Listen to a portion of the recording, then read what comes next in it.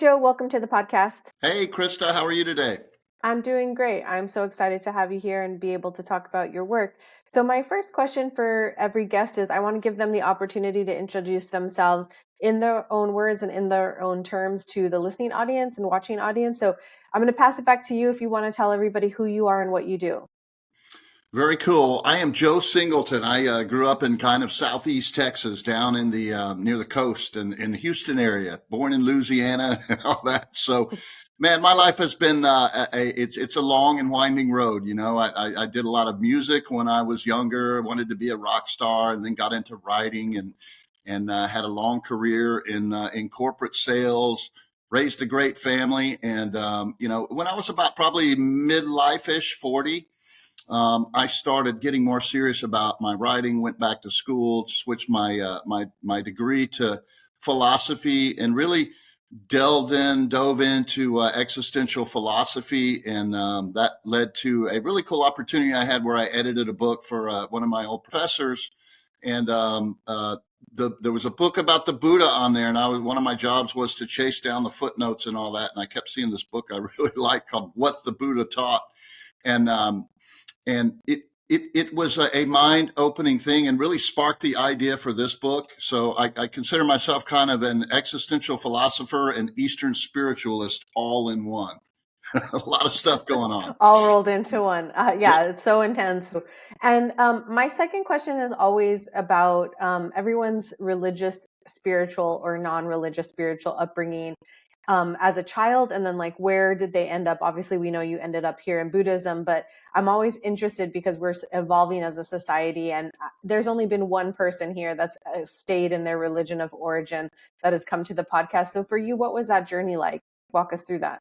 I would say threefold. It's a very kind of a ladder of ascension journey. You know, I was brought up in a kind of I don't want to say a Christian household, but you know, I was raised by my mom, and she was always said she was Church of Christ, right? That's where they go and they sing with no instruments and all that. So we did that for a while when we were kids, and I was never really super comfortable with that. In my late teens and into my early 20s, I wanted to be a rock star, right? So I was really into like, you know, magic and the occult, and started playing around with tarot cards and stuff like that. So I did a lot of a big journey into kind of ancient magic and the Egyptian lore, you know, of kind of things. As I grew older, you know, got married, started a family, all that. When I was around 40 years old, I kind of reached this spiritual emptiness, right? I searched and searched. I was hell bent on, I'm going to get baptized, right? I need a spiritual center in my life. And,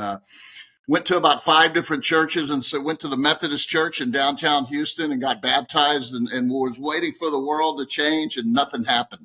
And I actually renounced my baptism and just got into existential philosophy. I took some courses at UHD downtown and started reading Friedrich Nietzsche, Jean-Paul Sartre, Simone de Beauvoir, stuff like that. I kind of asked God, I said, give me a little space here. I'm gonna be looking into some stuff that doesn't actually jive with, you know, what that. But, you know, up to that point, you know, I was like millions and millions of people, you know, had this fear of, you know, if I don't do things right, I'm going to go to hell, right? I've got a book that's about 1,700 pages that I'll never finish, but I read that and it brings a clarity that just is deeper than any kind of religious documents, you know, or dogma I have ever read. That really opened my mind. And then, you know, that chance opportunity, I got to edit that book, and the Buddha was one of the philosophers that was highlighted in this book. It was called Philosophy Wise by Professor Shirin Okoli here in Houston. And everything I started reading about in the Dharma, which is the words of the Buddha, what the Buddha actually taught, right? So I don't call myself a Buddhist. I call myself a space age Buddhist. I'm an existential Buddhist. My goal is to kind of to infuse all of that cool knowledge and wisdom into more of a kind of easy to understand and read Western format without all of the Sanskrit words that the Buddha did in the Dhammapada, which is the one book I recommend everybody read if you want to know more about Eastern spirituality. It tells you everything you need to know in that little book. So that's where I am now, you know, and it's just, it's been an amazing journey. I'm a seeker, right? Like you are. That's why you have this podcast. When I found Buddhism as well, it answered so many questions to my own lived experience too. And the first biggest thing for me that I felt so much comfort in the teachings of the of the Buddha was when he said, don't believe what I'm saying, go out into the world and test these ideas for yourself, and go find out experientially if this is real for you, if this is true for you.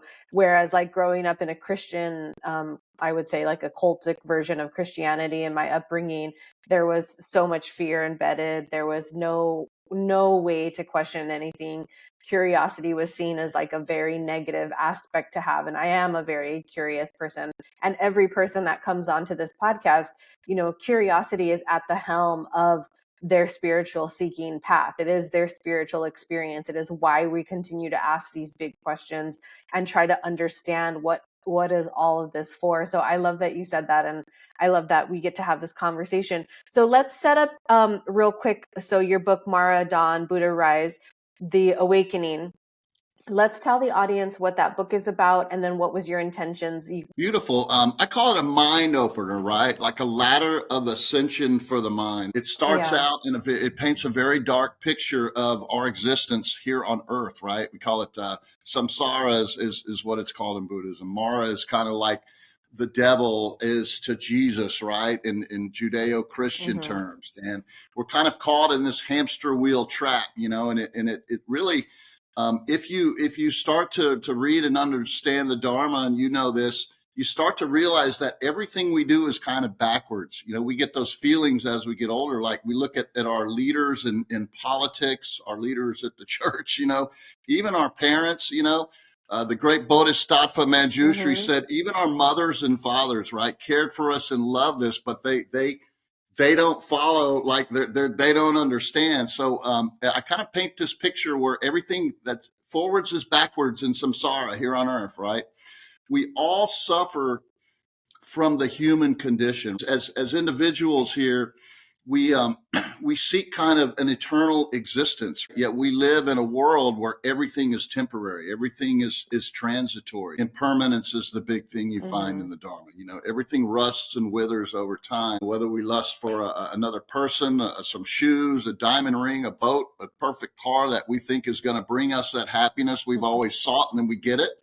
We're happy for a minute, and then it starts to fade off, and then we start chasing after something else. Nothing ever is really permanent, yet our thoughts as seekers, right? We're looking for some comfort in some kind of eternal nirvana kind of thing. And that's just not possible here. We live in a dualistic world. Yeah, that's beautiful. I think the other thing that in your book that I thought was interesting that you kind of alluded to, and I wondered if you have some more to say here, because everyone who listens to this podcast, they are in some point on their awakening and their enlightenment journey. For you, speaking about your own personal experience, what was the most like disorienting thing about your experience when you started awakening? This whole idea of deconstruction is very hard. A couple of the big things for me were, television, right? I used to watch a lot of sports. I like to say now I've seen everything that can ever happen in a baseball or football game. I've seen it all. I look back now and say, man, I wasted 40 years of my life watching sports. My son hates me for it because he loves it and he's mad because I don't watch every game anymore. But I've learned to just kind of maybe tune in at the very end or whatever. And, politics, all that kind of stuff. I said, this box is just making me mad every day, right? Either, if my team wins, it's great. If they lose, it sucks. And I got to this point where I said, this stuff is making me angry, right? So, that's why Dharma principles and that kind of idea is such a hard sell. Deconstructing your life. If I were to tell you, if you want to find your peace, freedom, and happiness, quit watching TV, right? Go out and do something. I like to say that in my books, sunsets over the beach, replace the evening news for me, getting out on the beach, me and Noel, that's how we started our jewelry business, picking up shells on the beach. I got out of the city and moved to the coast. And, that led to us being out in the desert in West Texas, finding agates and crystals, making jewelry out of that kind of stuff. And we found such a more productive and and just kind of amazing way to spend our time, and don't watch a minute of TV. These are the kinds of things that really connect us to this whole samsaric principle, this Yeah. kind of karmic wheel we're caught in. We'll go out to dinner or something there, and there will be a TV on the wall and a game or something. And it's weird because it's like a magnet. We both find ourselves just sitting there looking at it. We can't stop watching. It's a magnet. In the Dharma, the Buddha talks about the 5 hindrances and the 7 helpers, right? Um, One of them is anger. This is probably the easiest one to look at. Lust, anger, laziness, skepticism, and angst, or anxiety, right? Those are the Mm-hmm. 5 hindrances in our life. The 7 helpers counterbalance that. That's awareness, intelligence, energy, joy, calm, concentration, and equanimity. One of the easiest ones to understand, if I find myself to be an angry person most of the time, I like to say, if we could look at a video of ourselves during the day and like watch ourselves, what we say and some of the stuff we do, whether it be Yeah. road rage or not helping or telling this person to get lost or whatever.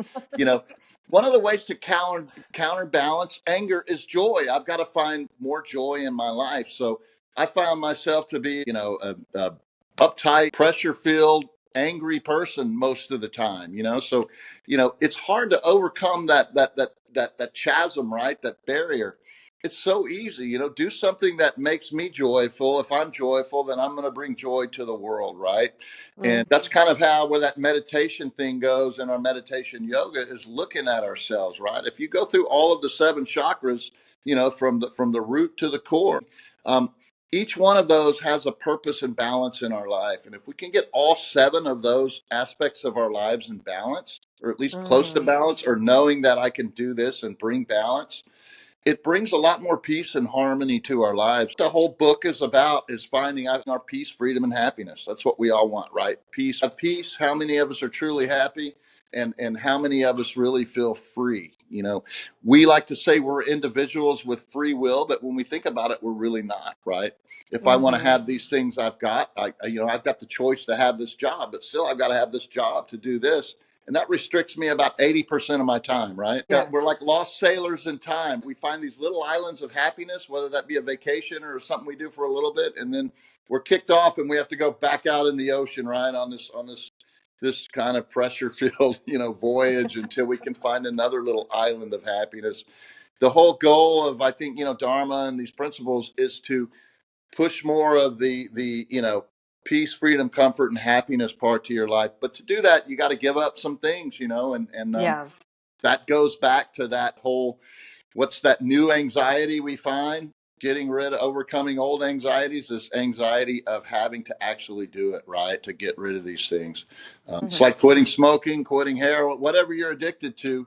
Giving up our addictions are not easy. And these are things where, we get addicted to anger, believe it or not. We get addicted to laziness, believe it or not. We're addicted to lust. We're addicted to skepticism. Our desires are addictions to these things that we think are going to make us happy. Rarely do they ever in the long run, if that makes sense. It does. So, and I should have said this earlier when we first started getting into the book. As full disclosure, normally I do this. I have not read this book. So you'd send some ideas for some questions about this. And one thing that I thought was really interesting in the sort of synopsis that you gave me is that you said something about um the transitory nature of becoming, arriving, and departing, and why it was important to see ourselves as 3D prisms. And so, can you explain that? And what does that mean in your book? And how will that help somebody, understand transitory nature? Absolutely. And this is probably the central core of Dharma and Dharmic principles, and employing Dharmic principles in our lives. If you read the Dhammapada, which is what I call the red letters of Buddha, right? What he actually taught, Yeah. it is this idea of impermanence. Things are not forever. If I'm a doctor, I'll be happy forever, right? And then maybe I do all that and I become a doctor and I'm an unhappy doctor, right? Or in Mm-hmm. person, right? Relationships. We've all had, this person is going to make me happy, and then we put rings on our fingers and make promises to God, right? I'm going to be with you forever. We're going to do this forever. We're going to be locked together forever. Well, Forever. if forever, and then that forever becomes like the old Meatloaf song, right? I'm praying for the end of time so I can end my time with you. there's a little metaphor I've been thinking about lately is a coin and a bird. If I'm sitting outside and I see a beautiful bird flying around, that's becoming, right? I see this bird. It brings some beauty to my life. It's beautiful how that bird can fly and be free, right? Arrivals, let's say it lands on a telephone wire out there and I can see it. I can see its eyes. It looks at me. I look at him. There's some kind of connection or whatever. Then its attention gets grabbed away and it flies off and it's gone. That's becoming, arriving, and departing. Let's talk about a coin. I do, 2 weeks ago, I was working because I knew I would get this paycheck in 2 weeks. That's becoming. I know that's going to happen. Payday comes, it goes in the bank. I've got some coins in my pocket. That's arrival, right? And then, a few days later, I'm walking, I see a book or some boots or some, this gadget or whatever. And I want that, but I have to give up that coin to get it, right? That's the painful part. That third part, that departure part, that's the hard part. Whether Yeah. that's easy to think about. I have a little pain over having to give up this money to get this, but I'm going to get something cool I like. But there's a little pain every time we have to pull out our wallet, right? And or the Yeah. bird flies away and I wish he would have stayed a little longer. It was a beautiful moment or whatever. Now take that and elevate to that something like your career, right? Or a house or a job or a spouse or a relationship or parent.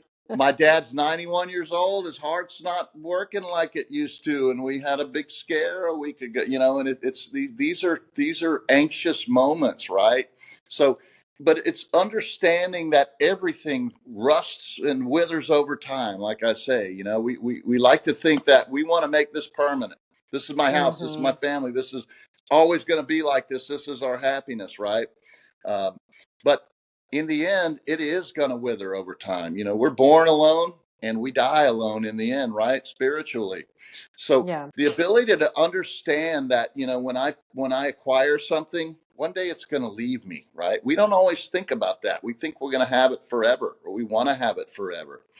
When time comes for forever to end, right? The minute we buy something, I bought some brand new tires for my truck the other day and I drove it home and then I realized they're already starting their process of getting to that point where I'm going to have to go pay $1,200 for a new set of tires. That's painful, right?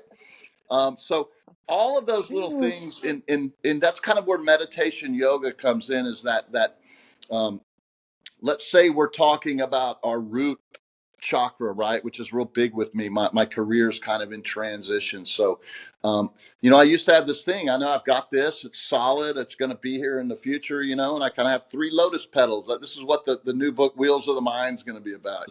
This has been my support and my grounding in the past. This is my support and grounding now. And then I know I've got this, I had a magazine, I'd sell ads. I've got advertisers booked for the next 2 years. It's good. Well, when that goes away, that stuff isn't there anymore. So what's my grounding? What's my core? Just maybe a small percentage of what I was doing, but it's having that trust that things have always worked out in the past, right? When I've had to give something up or lost something or whatever. It's kind of building that trust in the universe, your relationship with the universe. Now my core is not, it's this kind of imaginary transitory thing, but it's kind of cool because everything's all right. Everything hasn't fallen apart and all that kind of stuff. Understanding that all of these things we're going to lose one day, right? And if we can overcome that, if we can not understand that up front and not wait until that happens and then freak out because I'm losing this, right? It kind of makes life smooth and flow along through the stream a lot easier. So this kind of 3D prism of ourselves is almost like, I call it in my tarot readings, I call it we see life from our soul through our eyes to the action that's happening upon us, right? That's real time life. When we start drawing tarot cards, I do a spiral draw, and it raises us up and lets us look down upon our life, right? And it usually shows a little past, a little present, and a little future. That's the 3D prism, and everything we do, whether it be from this meeting I have with this person tomorrow to this lease I've signed for the next 3 years, or this Hmm. jewelry shop we have put a lease down on, there's going to be a time frame and a limit on that. We're a little more nomadic in nature, so we don't try to think too far ahead. This isn't forever. Let's do this while it's working and we're having fun. If it stops being fun, then we'll be open to doing something else. We start to see the transitory nature of everything, from a small thing we see or a coin in our pocket to our careers, or the people we love in our life, our family, and all of that stuff. Their realization and their potential, all of it is in motion, right? So we're kind of on this just kind of raft that's going down a new stream of life that we've never experienced before. And Hmm. I also find that it helps us to expect the unexpected, right? Sooner or later, this could go bad, right? If it goes bad, it's going to go bad, right? And I'll deal with it, right? And understanding that. So basically, that whole 3D prism prevents us to kind of project our lives into the future a little bit, so we can kind of expect unexpected things. And that's kind of a form of enlightenment. It Yeah. eases the tension and anxiety inside. The whole book, everything is about releasing that anxiety and fear we have within that holds us back from doing big things. I like to tell Yeah. people in tarot a lot, when they're stuck, you're gonna have to say yes to something you always say no to, or say no to something you always say yes to. Give it a shot one time and see what happens. What do you got to lose, right? So that's kind of what that's all about. Well, and I think something that you're alluding to is that also too, with the impermanence and the uncertainty, is like there is such a beautiful release when you accept the impermanence and the uncertainty. I know I had this experience as well, because in my religious upbringing, it was all about certainty, like what is going to happen tomorrow, today, in a year's time, with your life, the decisions you make, and it was so boxed in, and having that level of certainty also created a lot of fear.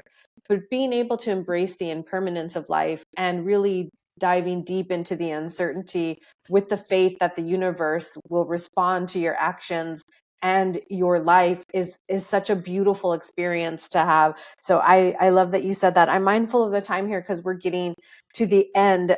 I wanted to just check in with you. Is there anything else that you want the audience to know about this book before we wrap up and sort of get to the ending here? Just that, if you are looking for a new, kind of something to open your mind and free you up a little bit, if if you feel that a lot of anxiety and fear and things like that hold you back from being who you truly are, it's a great introduction to that. Some of the early reviews I've got, this is an amazing introduction to Dharma and stuff. I've always been interested in this, and now it's got me thinking about this, right? Mm-hmm. That's really what that's all about. And something very interesting that you were just talking about, the difference between, say, Christianity and Buddhism, right? Um, Mm-hmm. I always say, skepticism is one of those hindrances. Overcome, try to open your mind to new things, right? Say yes to something you've always said no to. In the book, I make a really cool comparison to, there's a lot of similarities between Jesus and Buddha, right? They both had immaculate conceptions. They both were Mm-hmm. tempted by the devil for 40 days. There's so many things that are similar, but there are differences in Christian dogma and Dharma and Buddhist Yes. dogma, right? And Yeah. one of those Huge, that you were huge just differences. saying is that, the Bible will tell you this is a sin. These are the 7 sins. Don't do them, right? And that's it. Mm-hmm. You don't do them, or the Dharma, however, is kind of, the Buddhist says, okay, here are these hindrances like lust, anger, laziness, skepticism, angst. Here's how it works in your life. Here's how desires pull you towards them. Mm-hmm. Here's energies you can incorporate in your life to quell those desires. It's almost like a scientific, way to manage our lives that doesn't leave any of that, the faith is in that seed of dharma that's within you. It gives you more control over, not having that wonder, what's really going to happen when it's all over, right? I hope I did Mm-hmm. everything right. It's a way to kind of, get your life going in a direction where you are doing those things, right? And it feels Well, good to do. and even calling them the hindrances also underneath that, or reading in between that word, and I'm sure in Sanskrit it's something very similar. It allows for the idea of integration, whereas in the Christian mindset, it's like all of that has to be extracted for you to be whole here. Whereas like the Buddha is saying like, these are the things that can trip you up. It's part of your human experience, just FYI, Absolutely. It's instead of natural. being like, you're a sinful ass person. Yes, the yin yang symbol, right? The darkness and the light and the dot at each other. It's Yes, not it's natural, and it's needed, right? These two it forces is. won't It we're not is. moving around if they're not together, and it's understanding that. I say in the Mara, who's the devil in Buddhism, he's not an enemy that you complete. He's our friend, right? When we overcome that, it's like drawing the devil card and the tarot card, right? This Yeah, represents everyone gets all fear, scared. right? And it's when you overcome that, it's actually a good thing, right? It's a Yeah. bar for me to jump over that amazing things happen when you do. So look at everything as natural. That I talk about Frederick Nietzsche in the book. That's what he, without the spiritual part, that's what he said, beyond good and evil, right? If I can get my mind thinking beyond this is evil, this is good, it just is, right? Everything just Yeah, is. And it's it just learning to is. Yeah. understand how those things incorporate into our lives. They're both necessary and needed, and that's existential philosophy right there. It's beautiful stuff. Yeah. All right. So let's wrap up here. Tell everybody about your store, where it is it online, and then your book, and where they can get your book, and anything else you have coming up in the next couple of months. Love to. The local stone in Galveston. If you're ever in Galveston, Texas, come by and see us. We're in the historic Strand District. It's called the Local Stone. You can find us on Facebook or Instagram at Local Stone. We do photos and videos every day of new jewelry pieces we're making and stuff like that.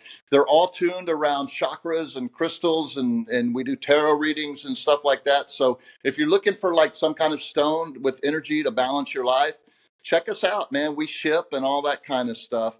The book is Maradon Buddha Rise, The Awakening by Joe Singleton. It's on Amazon. You can get it there all over the world. And, I always say, hey, buy it. It's not expensive. If you like it, give me a great review. Reviews are important. If you don't like it, go drop it off at your local used bookstore.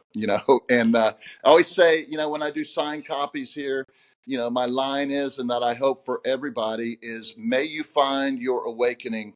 Namaste. You can Beautiful. find us at, if email is scribeworkspublishing@gmail.com. Okay, perfect. And I always end in gratitude, so I just want to check in with you and your heart chakra, and ask you, what 3 things are you grateful this week, this month, or this year, whatever's rolling around in there. I'm great for Krista and her show. This has been an amazing conversation. I feel like I'm talking with an old friend here. You know how some conversations are awkward, a little bit this or that. It's beautiful to talk with like-minded people. I'm thankful for that. I'm thankful for my better half, Noel, and our little dog Pups, who has been real good today. He didn't bark while we were on here, in our little jewelry shop that we've got here.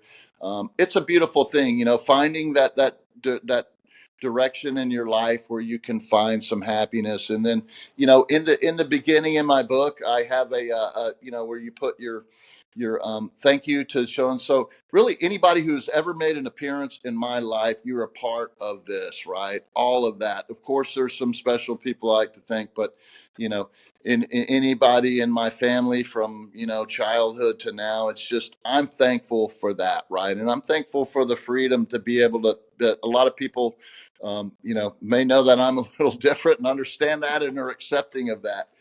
I hope we can all be accepting of new things and learn to, I was a pretty one-way dude. I had a nickname I can't say on here, but it was a one-way something something. And I'm grateful that I've been able to kind of let that loose a little bit and be a little bit more accepting of the world.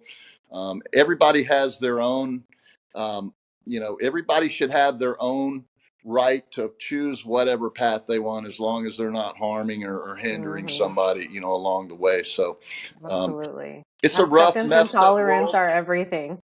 Yeah, it's a rough, messed up world out there. But if if we can just fix ourselves rather than try to change the world, that's a big message in the book. This world's going to Yeah. be the way there's always been war, there's always been strife, there's always been political, and there always will be. When we learn that we can only change ourselves and not the world, that's when real big changes happen, and then we can bring real change to the world, Yeah. right? Beautiful. Well, we'll leave it there. This podcast was written, directed, and produced by me, your host, Judeo Mara, in alignment with Light Casting. Music curated and created by Mr. Pixie. You can find I'm Awake Now What on all social media channels by searching IANW Podcast. Head over to your favorite podcast app and subscribe, download, rate, and review. Come back every Sunday to partake in a new and enlightening conversation. May you be filled with love and light until we meet again.